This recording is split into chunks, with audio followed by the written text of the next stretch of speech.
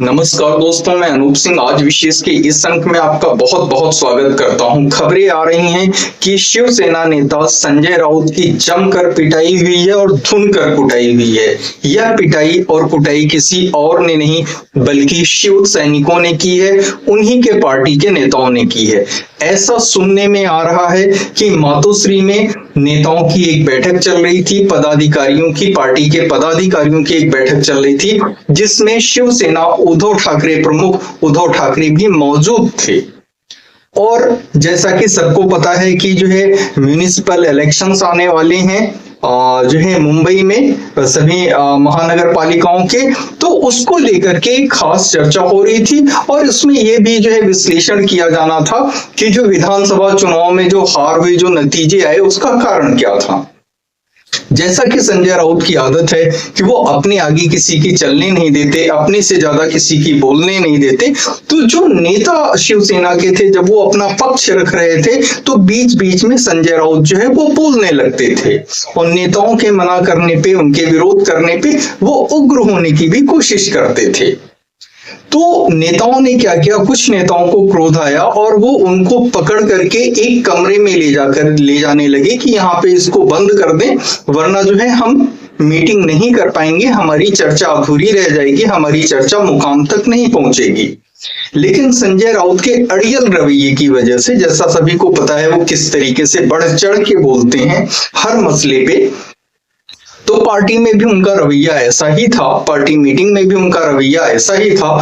तो उन नेताओं ने जिनके बोलने के बीच में ये बार बार टोक रहे थे, वो उनको एक कमरे में ले जाते हैं, घसीटते हुए ले जाते हैं, कॉलर से पकड़ के ले जाते हैं और मकसद था कि संजय राउत को कमरे में बंद कर दिया जाए, जिससे कि उनकी जो 2 घंटे 3 घंटे की मीटिंग होनी है वो मीटिंग जो है सफल रहे, उस जिस मकसद से मीटिंग रखी गई है उस पे बृहद और गहराई से चर्चा हो सके। तो जब ये नेता संजय राउत को घसीट के कमरे के अंदर ले जाते हैं तो वो उनको कमरे के अंदर बंद कर देते हैं, लेकिन बंद करने से पहले ऐसा आता है कि उन लोगों ने अपने हाथ की सफाई भी कर ली, हाथ भी साफ कर लिए संजय राउत पे। ये सुनने में आ रहा है, सबको पता है संजय राउत क्या बोलते हैं, कैसे बोलते हैं, जो भी बोलते हैं वो चाहे जितना कर्मठ शिव सैनिक हो, चाहे जितना समर्पित शिव सैनिक हो, उसको भी अच्छा नहीं लगता है। इतना कड़वा, इतना जहर से भरा हुआ बोलना किसी को पसंद नहीं आता। वो भी ओल जुलूल की ना, जिसका कोई हाथ है ना कोई सिर है ना पैर है, लेकिन उनको बोलना है तो वो बोलते रहते हैं। तो ये पार्टी के नेताओं को भी पसंद नहीं है। पार्टी के नेताओं को भी इस बात का आभास है कि पार्टी की छवि खराब करने की बात हो या पार्टी जब चुनावों में जाती है तो उसको जो नतीजे मिलते हैं, जो परिणाम मिलते हैं, वो अच्छे नहीं जा रहे हैं पिछले कुछ चुनावों से। और इसके पीछे की वो मेन वजह, बहुत बड़ी वजह जो है संजय राउत के ये उल जुलूल बयान को ही मानते हैं। तो पार्टी में उद्धव ठाकरे साहब भी मौजूद थे, लेकिन उनके सामने ही, उनकी उपस्थिति में ही जो है संजय राउत की कुटाई हो गई। अब संजय राउत जो है वो राज्यसभा के नेता हैं शिवसेना उद्धव ठाकरे गुट के। अब शिवसेना के पास जो है इतनी सीट्स विधानसभा की नहीं है कि उनको राज्यसभा में शिवसेना अपने दम पे भेज सके, और राज्यसभा के चुनाव आने वाले हैं।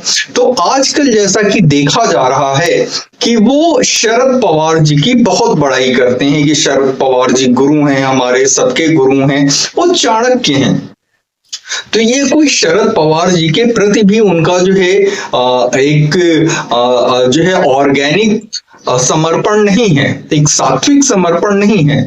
उनको ये लगता है कि शरद पवार जी के पास भी इतनी सीट्स नहीं कि संजय राउत को जो है वो राज्यसभा भेज सकें। लेकिन संजय राउत को ये पता है कि शरद पवार का असर जो है वो कांग्रेस पे और बाकी क्षेत्रीय पार्टियों पे है। शरद पवार की सुनी जाती है, सुनी जा सकती है। शरद पवार के सहयोग से वो फिर से राज्यसभा जाने में सफल हो सकते हैं, इसलिए वो ये सब कहते रहते हैं। कांग्रेस के बारे में भी आजकल अच्छा बोलते हैं, उन्हें लगता है कांग्रेस अगर जो मदद करे तो वो राज्यसभा दोबारा पहुंच सकते हैं। ऐसा जो उनके बयान हैं, जो उनके क्रियाकलाप हैं, उनको देखने सुनने से स्पष्टतः प्रतीत होता है।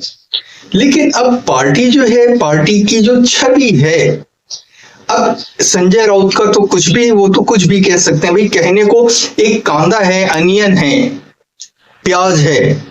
अब प्याज को कोई सफेद प्याज भी आता है, ब्राउन कलर के अब भी आता है, मान लो सफेद प्याज है, संजय राउत उसको कह दें कि भाई देखो जहां से स्प्राउटिंग निकलती है ऐसे तो बम में भी निकलती है, तो प्याज नहीं ये बम है।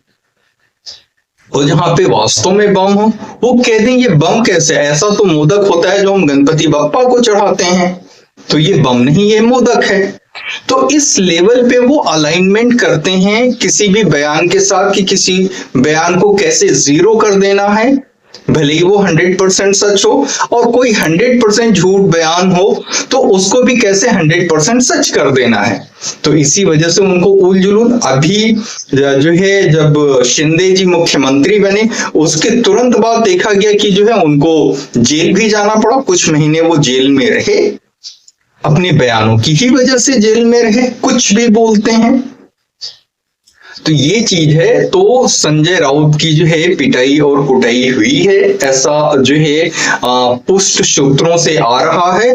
खबर अपुष्ट है क्योंकि जिसने पीटा वो भी आकर के जो है पब्लिक में नहीं कहेगा मीडिया के सामने कि हमने पिटाई कर दी, और जो पिट गया वो भी पब्लिक और मीडिया के सामने आकर के ये नहीं कहेगा कि मेरी पिटाई हो गई। लेकिन ये बैठक मातोश्री में चल रही थी, बहुत ही महत्वपूर्ण बैठक थी। आने वाले लोकल बॉडीज, आने वाले जो है महानगर पालिका, बृहन मुंबई और ये जितनी भी जो आसपास, मुंबई के आसपास की जितनी भी जो है महानगर पालिकाएं हैं, उनके चुनावों को लेकर के एक महत्वपूर्ण बैठक थी, जिसमें संजय राउत अपने आगे किसी की सुन नहीं रहे थे, किसी को बोलने नहीं दे रहे थे, किसी को अपना पक्ष नहीं रखने दे रहे थे। ये दर्शाने की कोशिश कर रहे थे कि वही जो है सारे के सारे जो है बातों को समझते हैं और उन्हीं की बात सुनी जानी चाहिए और समझी जानी चाहिए।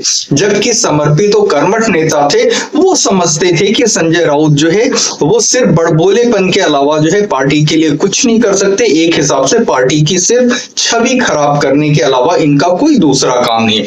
चाहे वो जो है जो मुखपत्र है शिवसेना का सामना, उसमें कुछ छापना हो, तिल का ताड़ बना देना हो, या कोई पहाड़ जैसी भी गलती हो उसको राई जैसी दिखा देना हो, इसमें संजय राउत को महारत हासिल है। तो राज्यसभा की सीट वो उनकी कैसे बचती है ये आने वाले समय में देखना होगा। हालांकि संभव तो नहीं लगता है कि अब दोबारा वो राज्यसभा जा सकेंगे संजय राउत, और राज्यसभा भी नहीं जा सकेंगे, और पार्टी में भी उनका कोई सम्मान बचा नहीं है। सिर्फ बड़बोलेपन से जो है उन्होंने अपने आप को, जो मीडिया में दिखता है वो लगता है कि वही किसी विशेष पार्टी का नेता है उस पार्टी का, तो ये मीडिया में दिखते थे अपने बयानों की वजह से। अदरवाइज देखा जाए तो बहुत ही जुझारू और अच्छे नेता भी शिवसेना में हैं, जो शिवसेना की जो है सफलता को लेकर के जो है मेहनत कश रहते हैं, काम करते रहते हैं ग्राउंड पे। उनका काम सिर्फ बयानबाजी का नहीं होता, बल्कि वो बयानबाजी में कम ही दिखते हैं।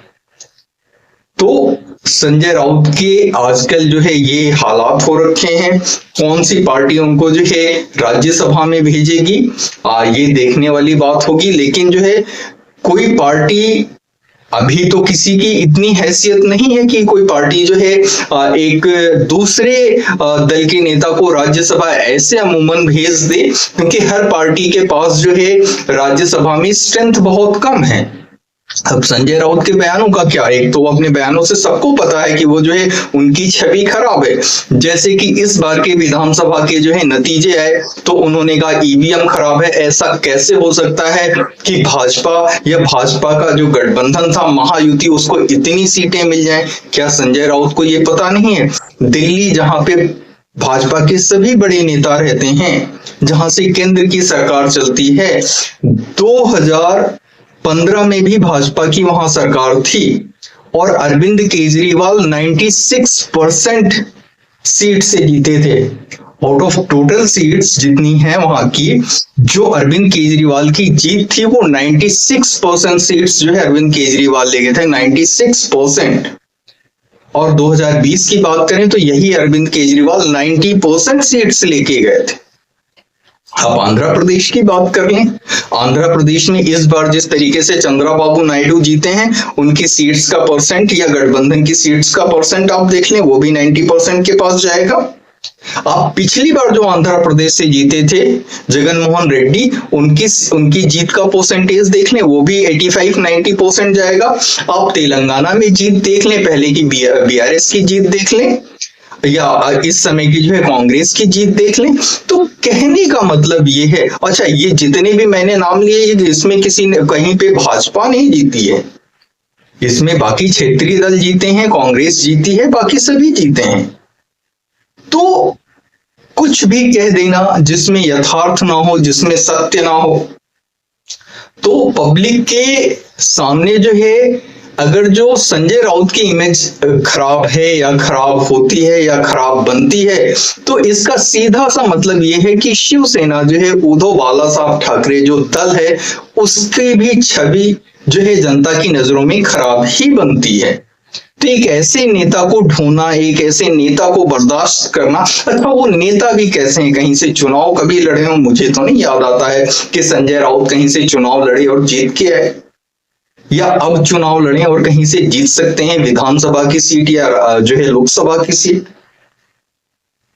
तो जो अपनी सीट नहीं जीत सकता है किसी विधानसभा या लोकसभा क्षेत्र से, वो नेता नहीं होता है। विधान परिषद और राज्यसभाओं में भेजे जाने वाले नेता, वो तो पार्टी जिसके पास स्ट्रेंथ है वो किसी को भी भेज सकती है, उसको नेता नहीं माना जा सकता। नेता जो जनता के बीच में जाए, जनता को समझ में आए, जनता को अपनी बात समझा सके, जनता का प्रिय बन सके और फिर जनता उसको जिता के भेजे, उसको नेता कहा जाएगा।